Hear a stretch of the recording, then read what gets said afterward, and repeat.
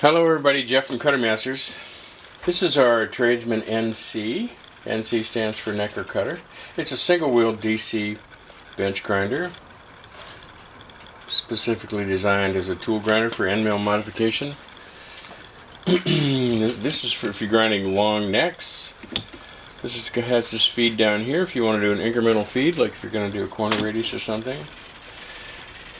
These two spring ball detents go into sockets that have been machined into this shaft, so you have a 3/6 indexing opportunity or a 2/4/8 indexing opportunity with this one.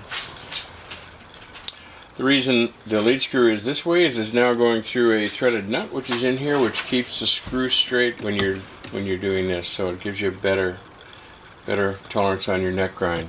It is just for helping to clearance things. So here we're going to cut off this 3/4 inch carbide.